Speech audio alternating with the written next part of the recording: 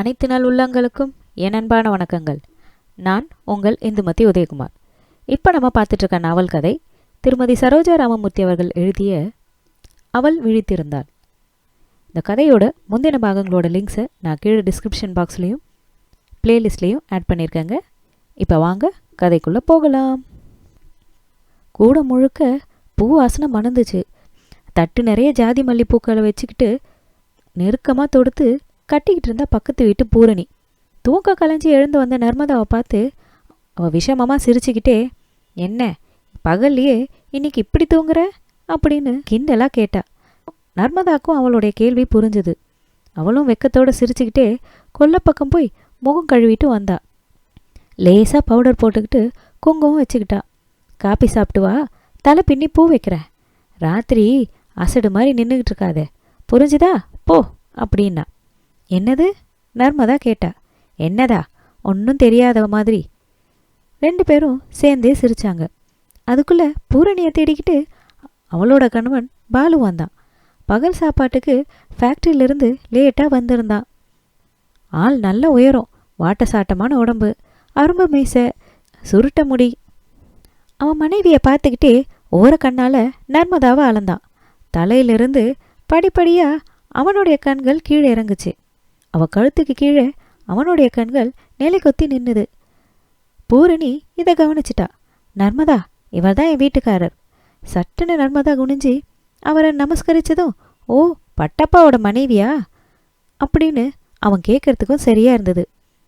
இதோ வந்துட்டேன், கங்கம்மா பூக்கட்டை கூப்பிட்டா அப்படின்னு சொல்லிக்கிட்டே பூரணி கிளம்பும்பொழுது கங்கம்மாவே அடுப்பங்கரையிலேருந்து வெளியே வந்தா. இங்கே தான் சாப்பிட்றது, பட்டப்பா கல்யாணத்துக்கு தான் நீ வரல, இங்கேயே சாப்பிட. ஏய் இலை போடுடி நர்மதா. இலையும் போட்டாச்சு. நர்மதாவே சாப்பாடும் போட்டா. இப்படி வாழைத்தண்டு மாதிரி கைகளா, நீண்ட நீண்ட விரல்களா, நெற்றியில் தவழற அந்த முடி. அதிர்ஷ்டம் சில பேர் எப்படி வளைச்சி பிடிக்குது பாத்தியா? இந்த நோஞ்சா பட்டப்பாவுக்கு இப்படி வெண்ணச்சில மாதிரி வழவழன்னு ஒரு மனைவி கிடைச்சிருக்காளே. நல்லா சாப்பிடுங்க, பாயாசம் எங்கேயோ ஓடுது.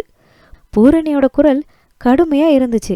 மனைவியின் கடுமையான குரலையும் முகத்தையும் பார்த்துக்கிட்டே பாலு சாப்பாட்டையும் முடிச்சான். இருந்தாலும் அவனோட பார்வை அடிக்கடி நர்மதா பக்கமே போச்சு. வெத்தலை தட்டில் அழகாக 2 பீடாக்களை செஞ்சு எடுத்து வந்து, பூரணி அக்கா உங்களுக்கும் அவருக்கு ஒன்று கொடுத்தா. அதுக்குள்ளே வெளியே போயிருந்த பட்டப்பா ஒரு கட்டு மல்லிகை பூவோடு வந்து சேர்ந்தான். பூரணி அக்கா இந்தாங்க ஜடத்தைக்க. யாருக்குடா பட்டப்பா? அவன் நெளிஞ்சிக்கிட்டே சிரிச்சான். ஒன்றும் தெரியாதாக்கோ அப்படின்னா. பாலுவும் பூரணியும் கண் சிமிட்டி சிரிச்சுக்கிட்டாங்க. நர்மதா வெக்கத்தில் செவந்து போனா. அன்னைக்கு இரவு எல்லா இரவுகள் போல இல்லாமல் புதுமையாக இருந்துச்சு. நிலா, பூக்கள், சந்தனம்னு மனசுக்கு போதையை ஊற்ற எல்லாமே அந்த அறையில் இருந்தது. ஜன்னல் பக்கமாக வச்சிருந்த கண்ணாடியில் பிறைச்சந்திரன் நல்லாவே தெரிஞ்சுது. அவன் ரொம்ப நேரம் நின்றுட்டு இருந்தா.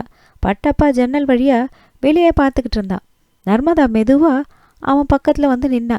பாலை எடுத்து அவன்கிட்ட கொடுத்தா. பூரணி தான் காலையிலேருந்து முதல்ல பாலை தான் தரணும்னு படித்து சொல்லிக்கிட்டு இருக்காளே. பாலை வாங்கி அமைதியாக மேஜை மேலே வச்சான்.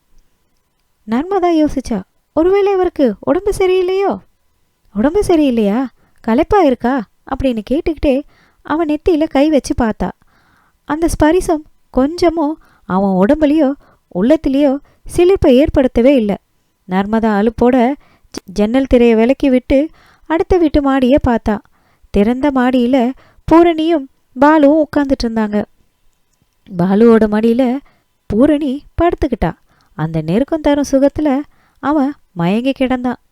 சே, என்ன வந்தது இந்த மனுஷனுக்கு? அவன் அவளை திரும்பி பார்த்தப்போ நர்மதாவும் அவனை பார்த்தா. 2 பார்வைகளும் மோதின. அவன் தன் பூனை கண்களால் அவளை ஊடுருவி பார்த்தான்.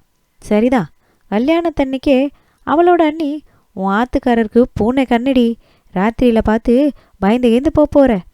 நீ பார்க்கலன்னு கேட்டது சரியாக தான் இருக்கு. இனிமே கண்களை மாற்ற முடியுமா என்ன? எப்படியோ இருந்துட்டு போகட்டும், அன்பா மட்டும் இருந்தால் போதும். அவள் சிரித்தபடி அவன் பக்கத்தில் உட்காந்து பால் கிண்ணத்தை அவன்கிட்ட கொடுத்தபடியே, ஏன் ஒரு மாதிரி இருக்கீங்க? எனக்கு இந்த வீடு ரொம்ப பிடிச்சிருக்கு, பெருசாக அழகாக இருக்குது. ஒண்டு கொடுத்தினதுல இருந்து இருந்து அழுத்து போச்சு அப்படின்னு பேச்ச ஆரம்பிச்சா. அவன்கிட்ட எதிர்பார்த்ததை மறந்து ஏதேதோ பேசிக்கிட்டு இருந்தா. அழுத்து போனவளா, மணி ரொம்ப ஆகியிருக்குமே அப்படின்னு அவன்கிட்ட இன்னும் நெருங்கி உட்கார்ந்தா. அப்போ பட்டப்பா கண்களில் கண்ணீர் ததும்ப அவளை இரக்கத்தோட பார்த்தான். அவளை அப்படியே இறுக அணைச்சிக்கிட்டு ஒரு குழந்தை போல தேம்பி தேம்பி அழுதான். நர்மதா, நீ ஏமாந்துட்ட. எனக்கு இருக்கிற பலகீனத்தை பற்றி உன்கிட்ட சொல்லவே வெக்கமாக இருக்கு. பணத்தை பார்த்து மயங்கி உங்கள் அம்மா உன்னை என் கழுத்தில் கட்டிட்டாங்க. நீ எங்கேயோ எப்படியோ வாழ வேண்டியவ. இந்தா இதை பிடி, இதை காலையில் எடுத்துகிட்டு போய் படி. ராத்திரி இந்த அறைக்குள்ளே வரும்பொழுது எந்தவித ஆசைகளோடும் வராத. அவன் முன்னாடி கிடந்த அந்த கடிதத்தை வெறுப்போடு பார்த்தா. கணவனும் மனைவியும் முதல்ல சந்திக்கும் பொழுது கடிதம் என்ன வேண்டியிருக்கு? மறுபடியும் அவள் அடுத்த வீட்டு மாடியை பார்த்தா. பூரணியும் பாலுவும் அறைக்குள்ள மங்கிய ஒளியில் படுத்துட்டு இருக்கிறது தெரிஞ்சுது. எவ்வளவு நெருக்கம்! முடிவில்லாத குழப்பமான சிந்தனைகள் அவளை வாட்டி எடுத்துச்சு. என்ன கடிதமாக இருக்கும்?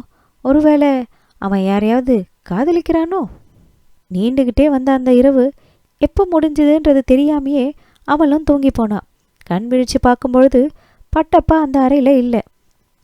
முதல் நாள் ஒரு ஸ்வப்னபுரியா காட்சி தந்த அந்த வீடு இன்னைக்கு அவளுக்கு ரொம்ப வெறுமையாக இருந்துச்சு. கதவை திறந்துக்கிட்டு உள்ளே வந்தவளை கங்கம்மா கனிவோட பார்த்தா.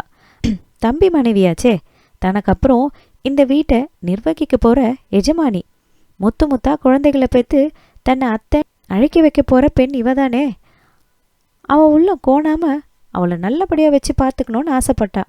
பரிவோடு சிரித்தபடியே, நர்மதா, முதல்ல வாசல்ல ஒரு கை தண்ணி தெளித்து கோலம் போட்டுடு. நீ தான் இந்த வீட்டு கிரகலக்ஷ்மி. அப்படி ஒரு சம்பிரதாயம் இருக்குது. இந்தா அப்படின்னு வாளி நிறைய தண்ணீர் கொண்டு வந்து கொடுத்தா. நர்மதா கலங்கின கண்களோட அவளை ஏறிட்டு பார்த்தா. கண் ரெப்பைகள் எல்லாம் சிவந்து இருந்துச்சு. ஆனால் ஒன்றுமே பேசாமல் அந்த பக்கெட் தண்ணியோட வாசலுக்கு போய் தண்ணீர் தெளித்து இழையா கோலம் போட ஆரம்பிச்சா. அப்போ பக்கத்து வீட்டு வாசற்கதவு திறந்துச்சு. பாலு ஃபேக்ட்ரிக்கு கிளம்பிக்கிட்டு இருந்தான். இவளை பார்த்து சிரித்தபடி, அதுக்குள்ளே எழுந்தாச்சா? பூரணி இன்னும் எழுந்திருக்கவே இல்லை அப்படின்னு சொல்லிக்கிட்டே அவளை தாண்டி நடந்தான். அவளும் அவனை நிமிர்ந்து பார்த்தா. நல்ல உயரம், கம்பீரமான உருவம், ஒரு ஆணோட ஆளுமை முழுசாக தெரிகிற தோற்றம். இப்படியும் கூட ஆண்கள் இருக்கிறார்கள்னு நினச்சவ உள்ளே திரும்பி பட்டப்பாவோட தோற்றத்தையும் நினச்சி பார்த்தா. நர்மதா கொல்லை பக்கம் போனா. தோட்டம் பூராவும் எலுமிச்சையும் நார்த்தங்காயும் இன்னும் நிறைய பூச்செடிங்களாக நிரம்பி கிடந்துச்சு. கமகமன்னு மனம் வீசிக்கிட்டு இருந்தது. கிணத்துல பாறையோட இடுக்குகள் வழியாக நீர் குபு குபுன்னு கசிஞ்சிக்கிட்டே இருந்தது. முகம் கழுவினா ஜில்லுன்னு நீரை வாரி வாரி முகமெல்லாம் வழிய விட்டு முதல் நாள் ஏற்பட்ட மன உளைச்சலை தீர்த்துக்க முயற்சி பண்ணிட்டு இருந்தா. அங்கிருந்து உள்ளே வந்தவளுக்கு கங்கம்மா சுட சுட காஃபியை கலந்து எடுத்து வந்து கொடுத்து, இன்னும் பால் சர்க்கரை ஏதாவது வேணுமா சொல்லு. இல்லை வேண்டாம், சரியா இருக்கு. நான் இவ்வளோ பெரிய டம்ளரில் காஃபி சாப்பிட்டதே இல்லை. ரொம்ப பெரிய டம்ளராக இருக்கே. நல்லா சாப்பிட்ணும். அரை வயிற்றுக்கு சாப்பிட்றத இனிமே விட்டுடு. உனக்கு இங்கே ஒரு குறைச்சலும் இல்லை. வீட்டில் எல்லா சாமானும் கொட்டி வச்சிருக்கு. நானே சமையல் பண்ணுறேன். நீ கிடந்து கஷ்டப்பட வேண்டாம். கூட மாட ஒத்தாசை பண்ணும் போதும். என்ன சமைக்கலாம் இன்னைக்கு? கேட்டுக்கிட்டே கூட நிறைய காய்கறிகளை எடுத்து வந்து வச்சா. காய்கறி சமையல்னு எதிலுமே பற்று இல்லாமல் உங்கள் இஷ்டம் போல் பண்ணுங்க, எனக்கு எல்லாமே பிடிக்கும். பிடிக்கிறதும் பிடிக்காததும் மனசை பொறுத்த விஷயந்தானே அப்படின்னு ஏதேதோ பேசினான். அப்படி இல்லை நர்மதா, எனக்கு இருக்கிறது ஒரே தம்பி. அவனும் நீயும் சந்தோஷமாக இருக்கிறது தான் எனக்கு முக்கியம். அவன் கொஞ்சம் அசடு தான். இந்த காலத்து பசங்க மாதிரி இருக்க மாட்டான். கொஞ்சம் முன்ன பின்ன இருந்தாலும் நீ கொஞ்சம் பொறுத்துக்கிட்டு போகணும். நர்மதா குனிஞ்சிக்கிட்டே காய்கறிகளை நறுக்கிக்கிட்டு இருந்தா. கொஞ்சம் முன்ன பின்னா புரிய மாட்டேங்குதே. அழகோட மொத்த குவியலா ஒரு ஆணை மயக்கிற சக்தி இந்த கண்களுக்கும் உதடுகளுக்கும் இருக்குது. அவன் படுக்கையில் சாஞ்சி கிடக்கும் பொழுது, உருக்களிச்சு இருக்கும் பொழுது கூட அவன் விலகி விலகி ஒதுங்கி போகிற அசடாவா இருப்பான். ஐயோ கடவுளே, இந்த மாதிரி அசடையெல்லாம் எப்படி சாமர்த்தியானா ஆக்கிறது? கங்கம்மா ஏதேதோ ஸ்லோகங்களை சொல்லிக்கிட்டே இருந்தா. பெரிய அளவில் வெங்கடாச்சலபதியோட படம் மாட்டி இருந்துச்சு. ரொம்ப நிச்சலனமாக இருந்துச்சு அவருடைய தோற்றம். வெள்ளி குத்து விளக்கில் நெய் ஊற்றி தீபம் ஏற்றி இருந்தா. இந்த படம் என் புருஷன் திருப்பதியிலேருந்து வாங்கிட்டு வந்தது. அவருக்கு ஒரு புள்ள வேணும்னு ரொம்ப ஆசை. ஆனால் என்னவோ அவருக்கு சபல புத்தியே இல்லை. நான் ஆசை ஆசையாக காத்துக்கிட்டு இருந்த நாட்களில் அவர் ஏகாதேசி அமாவாசைன்னு சொல்லிக்கிட்டு வாசல் திண்ணைக்கு போயிடுவார். நான் அலுப்போடு இருந்தப்ப அவர் ஆசையோடு இருந்தார். இதனாலே என்னவோ பிறக்கவே இல்லை. பொறி இருந்தால் தானே பிள்ளை பிறக்கும். எத்தனை வயசானாலும் விடாது. எப்படியோ உன் வயத்தில் 4 பிறந்தா சரி. நீ பிரசவத்துக்கு உங்கள் வீட்டுக்கு கூட போக வேண்டாம். எல்லாமே நானே செய்கிறேன் உனக்கு. நர்மதா வேதனையோட கங்கம்மாவை பார்த்தா. அவள் கண்களை மூடிக்கிட்டு ரொம்ப பரவசத்தோட சுவாமியோட எதிரில் நின்னா. பகவானே, எப்படியும் நீ இந்த பெண்ணுக்கு 4-5 குழந்தைகளை அவளுக்கு அனுகிரகம் பண்ணா போதும் அப்படின்னு வேண்டுற தோரணையிலேயே நின்றுக்கிட்டு இருந்தா. ஆஹா, இந்த நம்பிக்கை தான் மனுஷனை எப்படியெல்லாம் நடக்க வைக்குது, யோசிக்க வைக்குது, செயல்பட வைக்குது. மனித சக்திக்கே நம்பிக்கை தான் மூல காரணமாக இருக்குது. நேற்று ராத்திரி அவள் கணவன் கொடுத்த கடிதத்தை இடுப்பில் சொருகி இருந்த இடத்துல தேடினா நர்மதா. பத்திரமா இருந்துச்சு. ஆனால் உறுத்திக்கிட்டே இருந்தது. உடனே படிச்சிடணும்னு மனசை துடிக்க வச்சுது. புடவையோட மடிப்பில் ஒளிஞ்சிக்கிட்டு இருந்த அந்த கடிதம் ஏதோ பூச்சி ஊடுற மாதிரி ஒரு சமயம் வேதனையாகவும் இருந்துச்சு. கடுதாசியாவது மண்ணாவது. தாலி கட்டின பொண்டாட்டிக்கிட்ட வாயை திறந்து பேசாமல் கடுதாசி என்ன வேண்டி கிடக்கு? எந்த அந்தரங்கமும் அவங்களுக்கிடையே இருக்க முடியாதே. மனம், வாக்கு, தேகத்தால் பிணைக்கப்பட்டவங்களுக்கிடையே கடுதாசியாவது இன்னொன்னாவது. காய்கறியை நறுக்கி கொடுத்துட்டு தயிரை கடைய ஆரம்பிச்சா. வெண்ணெய் திரண்டு பொங்கி வந்துச்சு. அதை வடித்து வெள்ளி கிணத்துல போட்டுட்டு சுவாமி கிட்ட கொண்டு வந்து வச்சா கங்கம்மா. சமத்தா எல்லா காரியமும் பண்ணுற. உங்கள் அம்மாவும் நல்லா எல்லா வேலையும் செய்வா. நல்லா சமைப்பா, ஊறுகாய் போடுவா. திரும்ப திரும்ப சமையலும் சாப்பாடு பற்றின பேச்சுமே அவளுக்கு கேட்க கேட்க ரொம்ப அலுப்ப தந்துச்சு. எழுந்து வெளியே வந்தா. பட்டப்பா குளிச்சுட்டு வந்தான். பளிச்சின்னு நெத்தியில் சந்தன பொட்டோட சுவாமிக்கு நமஸ்காரம் பண்ணினா. நீ குளிக்கல? இல்லை. என்னடா இப்போ குளிக்கிற அவசரம் அப்படின்னு கேட்டுக்கிட்டே கங்கம்மா நர்மதாவுக்கு பறிஞ்சு பேசினா. நர்மதாவும் குளிக்க புறப்பட்டா. குளியலறை கதவை சாத்திக்கிட்டு இடுப்பில் இருந்த கடிதத்தை எடுத்தா. மேலே 2 குருவிகள் சந்தோஷமாக சுற்றி திரியறதா பார்த்தா. பெண் குருவி நொடிக்கு ஒரு தரம் தன் உடம்ப அழகுபடுத்தி தலையை சாய்ச்சி ஆண்குருவியை கீச்சு கீச்சுன்னு அழிச்சுது. ஆண்குருவி வேகமாக கூடு கட்ட வைக்கோலை தூக்கிக்கிட்டு பறந்து வந்துச்சு. கீச்சு கீச்சுன்னு திரும்பவும் பெண் குருவி கத்துச்சு. கூடு கட்டுறதுக்காக வைக்கிற புல்லும் வைக்கோலும் கீழே உதிர்ந்துக்கிட்டே இருந்தது. அழகா இருக்கே நீங்கள் கூடு கட்டுற லட்சணம். இந்த லட்சணத்தில் காதல் வேற அப்படின்னு பெண் குருவி ஆண்குருவியை பார்த்து கத்துச்சு. ஆண்குருவியும் பலத்த சத்தத்தோட இன்னும் அதிகமாக கீச்சு கீச்சுன்னு கத்துச்சு. ரொம்ப தான் துள்ளாதே. உட்கார்ந்த இடத்துல என்ன அதிகாரம் வேண்டியிருக்கு? காதலியாச்சேன்னு பார்க்குறேன், இல்லைன்னா தொலைச்சிடுவேன். வெட்கத்தோட நர்மதா முகத்தை திருப்பிக்கிட்டா. பெண் குருவியோ ரொம்ப துணிச்சலாக நடந்துக்குச்சு. அதுவே வேணுன்ட்டே போய் ஆண் குருவியை சீண்டிக்கிட்டு இருந்துச்சு. அதுக்கப்புறம் கொஞ்ச நேரத்தில் 2ம் பறந்து போயிடுச்சு. நர்மதா பெருமூச்சு ஒன்று விட்டுட்டு கடிதத்தை படிக்க ஆரம்பிச்சா. அன்புள்ள நர்மதா, உன்னை பார்க்கும்பொழுது மனசில் ஏற்படுற பரவசம் அப்படியே தேங்கி தடைப்பட்டு போய் நின்று போயிடுது. பிறவியிலேயே ஆண்மை இல்லாத என்னை பற்றி வேறு யாருக்கும் தெரியாது. ஆசைகளை தேக்கி வச்சிருக்க உன்னை கோழையாக்கி ஏமாற்றிட்டேன். என்னை மன்னிச்சிடு. உனக்கு விருப்பம் இல்லாட்டா என்னை விட்டு நீ போயிடலாம். இப்படிக்கு பட்டப்பா. நர்மதா அந்த கடிதத்தை படிச்சுட்டு சிலையாட்ட நின்னா. மறுத்து போனவளா ஆனா. கண்கள் வறண்டு போய், ஆண்மையற்றவனா? ஏன் தான் இந்த ஆண்கள் எல்லாத்துலேயுமே இப்படி மெத்தனமாக இருக்கிறாங்களோ? பெண்களை இப்படி கொடூரமாக வதைக்கிறாங்களோ? இனிமே என்ன செய்யணும்? புருஷன் உதவாக்கறன்னு கத்தி சொல்லிக்கிட்டு வாசலில் இறங்கி நடந்து போகவா முடியும்? சமையல்காரியோட பெண்ணாகியனா கோர்ட்டுக்கும் கொத்தளத்துக்குமா ஏற முடியும்? இனிமே நான் என்னத்தான் செய்யணும்? நர்மதா, பூரணி வந்திருக்கா பாரு. குளிச்சியா இல்லையா? கங்கம்மா குரல் கொடுத்தா. அவ அவசர அவசரமாக குளிச்சா. சோப்பு தேய்ச்சி குளிக்கல. வாசனை என்ன வேண்டி கிடக்கு இனிமே. புடவைய அரைகுறையாக சுற்றிக்கிட்டு வெளியே வந்தவளை பட்டப்பா ஆவலோட பார்த்தான். மனைவிங்கிற முறையில் அவளை சுவாதீனமாக பார்த்து கண்ணாலே சுவைக்க அவன் காத்திருக்கிற மாதிரி ஊஞ்சல்ல உட்கார்ந்துருந்தான். பூரணி வழக்கம் போல பூச்சரத்தை கொண்டு வந்திருந்தா. குளியல் என்ன வெந்நீர்லையா பச்சை தண்ணிலையா? நெருப்புல. சீ பைத்தியம், உளராத. ஆமாம், இப்படி உள்ள வாங்களே. 2 பேரும் உள்ளே போனாங்க. ராத்திரி ரொம்ப நேரம் முடிச்சுக்கிட்டு இருந்த மாதிரி இருக்கே. நீ பாத்தியா என்ன? எங்களையா கவனிச்சுக்கிட்டு இருந்த? பூரணி கேட்டா. ஆமாம், மற்றவங்கள தான் பார்த்தாகணும். இங்கே தான் ஒன்றும் இல்லையே. என்னடி சொல்கிற? நர்மதா ரொம்ப ரகசியமாக பட்டப்பாவோட அலட்சியத்தை பற்றி சொன்னான்.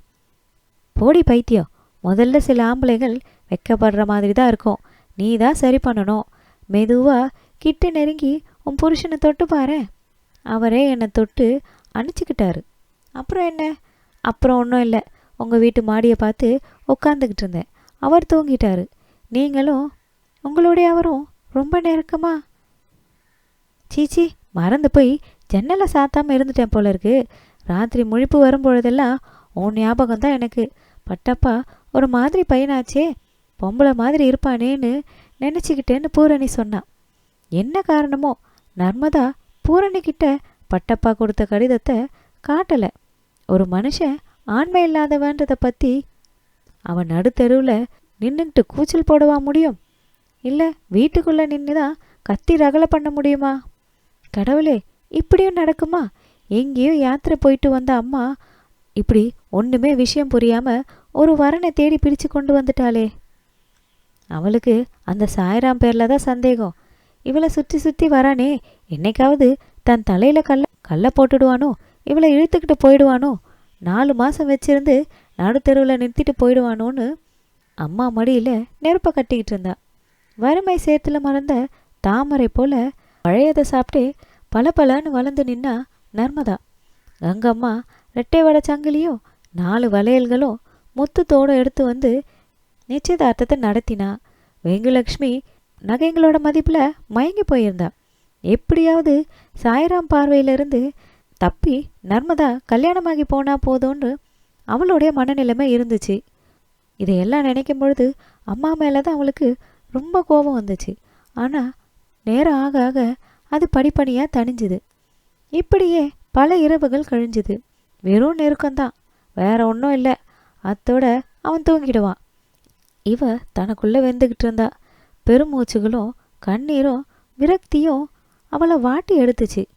புது புடவை கட்டுறதில்ல, அதிகமாக பூ வச்சுக்கிறதில்ல, முகத்தில் எப்போவுமே ஏக்கம் ததும்பியே இருந்தா.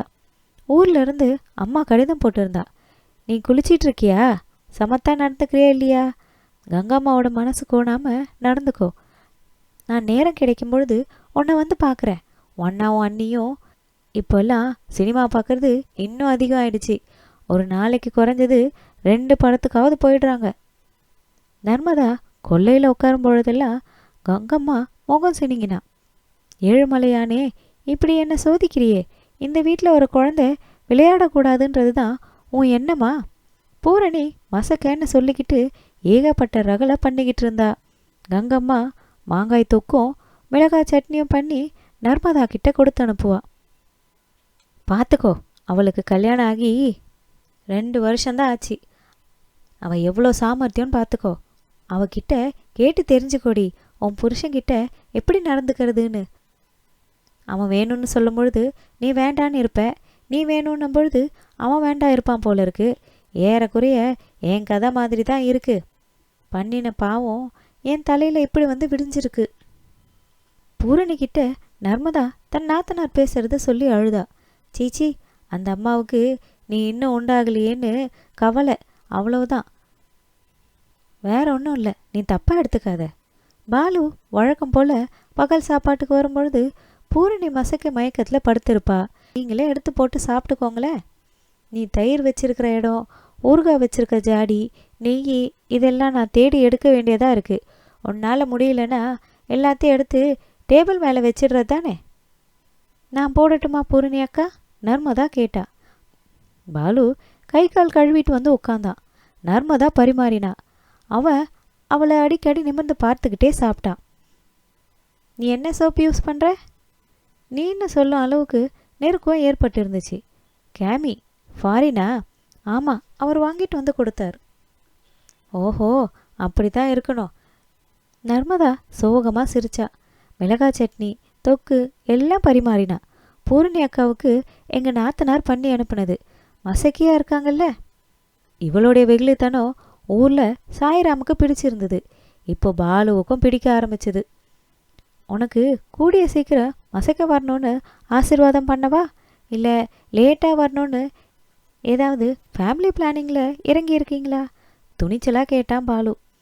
நர்மதாவுக்கு வாயை விட்டு ஓன்னு அழனு போல் இருந்துச்சு. எப்போவுமே ஃபேமிலி பிளானிங் தான்னு கத்தனை போல் இருந்துச்சு. அதே நேரம் வெட்கமாகவும் இருந்தது, வேதனையாகவும் இருந்துச்சு. சில விஷயங்கள் நெஞ்சுக்குள்ளேயே மாட்டிக்கிட்டு வெளியே வர முடியாமல் முரண்டு பண்ணிக்கிட்டு இருக்கோம்.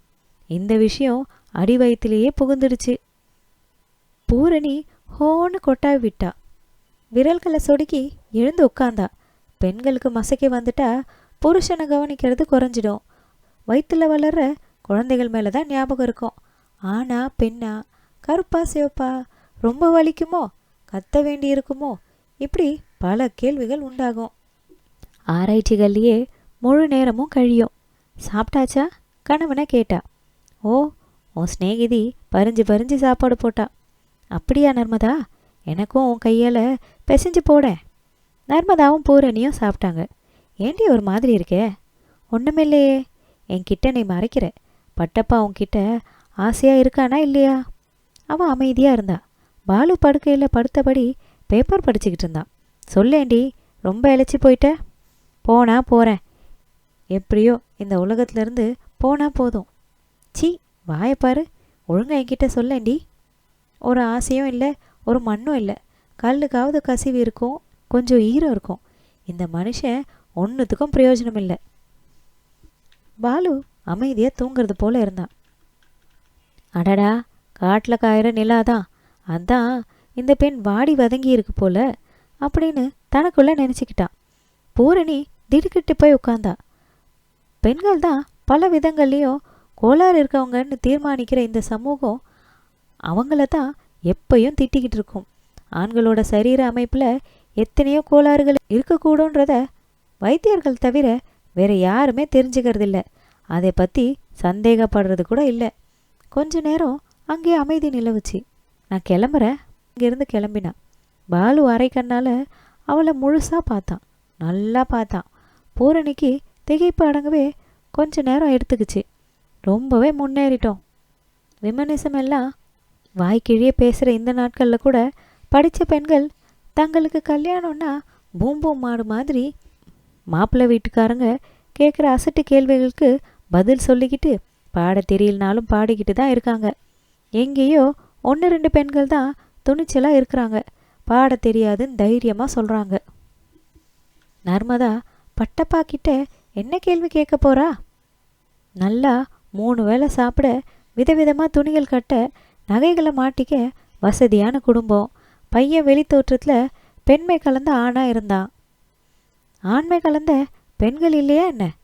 வாட்டமோ சாட்டமா உயரமா எத்தனை பெண்கள் ஆண்களை மிஞ்சின ஆண் தோற்றத்தில் இல்லை? அப்படி ஆணும் பெண்களை மாதிரி இருப்பாங்க போல. அந்த மாதிரி தான் அவனும் இருந்தான். இனிமே இந்த பெண்ணுக்கு விடிவு காலம் ஏற்பட போகுதா?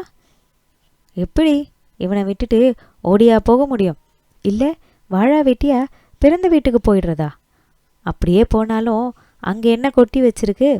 கழுத்தில் தாலியும் காலில் மெட்டியும் குலுங்கினா கூட அந்த பெண் வேற இடத்துல ஒதுங்கினா அவளை ஓரக்கண்ணால் பார்க்குற காலம் இது. ராமராஜ்யமா பாழா போகுது. பூரணி குலுங்கி குலுங்கி அழுதா. பல விதங்களில் வெள்ளைக்காரர்கள் தேவலை. உண்டு இல்லைன்னு சுருக்கமாக கத்திரிச்சுக்குவாங்க. இங்கே தர்மம்னு ஒன்று இருக்கே, அதுவும் பெண்களுக்குன்னு பிரத்யேகமாக விதிக்கப்பட்ட ஸ்திரீ தர்மம். இந்த பெயரில் இந்த நிழலில் எவ்வளவோ கொடுமைகள் பெண்களுக்கு எதிராக நடந்துக்கிட்டு தான் இருக்குது. பாலு இப்போ நல்லா முழிச்சுக்கிட்டான். அவன் சாப்பிட்டு அரையோ 3/4 மணியோ ஆகியிருந்தாலும் ஃபேக்ட்ரிக்கு கிளம்ப முன்னாடி சூடாக காஃபி குடிக்கிறது அவன் வழக்கம். பூரணி பொன் நிறத்தில் நுரை தழும்ப காஃபியை ஆத்தியபடி முத்து முத்தா வியர்க்கிற வியர்வையோட அவன்கிட்ட காஃபியை கொடுக்கும் பொழுது அவன் அழகில் லயிச்சு போவான். லேசா சென்ட்டு மனம் வர கைக்குட்டையால் வியர்வையை ஒற்றி விடுவான். கண்ணத்தை கிள்ளுவான். இன்னும் என்னென்னமோ செய்வான். இன்னைக்கு பூரணி கண்களில் கண்ணீர் பெருக்கெடுக்க உட்கார்ந்துருந்தா. பாலு எழுந்து போய் முகம் கழுவிக்கிட்டு வந்தான். ட்ரெஸ்ஸை மாட்டிக்கிட்டான். காஃபி டியர், கேன்டீனில் சாப்பிட்டுக்கோங்க, எனக்கு உடம்பு சரியில்லை. நீ உன் ஸ்நேகிதியோடு பேசிக்கிட்டு இருந்தப்போ நல்லா தானே இருந்த. கமான் டியர், நீ போடுற காஃபி தான் எனக்கு வேணும். என்னால் முடியாதுன்னா முடியாது. இது என்ன பெரிய அதிகாரம் பண்ணிக்கிட்டு இருக்கீங்க? பொம்பளைன்னா புருஷன் அதிகாரம் பண்ணி தான் ஆகணுமா? காஃபி கேட்டால் அதிகாரமா? உனக்கு மூட் அவுட் போல் நீயும் ஸ்நேகிதியும் பேசின ரகசியம் எனக்கு நல்லாவே கேட்டுச்சு. Pattappa is not fit enough தானே? ஐயையோ, சத்தமாக பேசாதீங்க. நர்மதா வந்து தொலைய போகிறா. பாவம் அந்த பொண்ணு. என்ன பாவம்? போடா முண்டோன்னு சொல்லி வீட்டை விட்டு வெளியே நடக்கட்டும். இஷ்டமானவனோட இருந்துட்டு போக போகிறா. என்ன என்ன இஷ்டமானவனா? இந்த முண்டம் கட்டின தாலியோடு இருந்துக்கிட்டு போகட்டும். எத்தனை நாளைக்கு, எத்தனை மாதம், எத்தனை வருஷங்களுக்கு அப்புறம்? பூரணியோட கண்களில் ஆத்திரம் கொப்பளிச்சு வந்தது.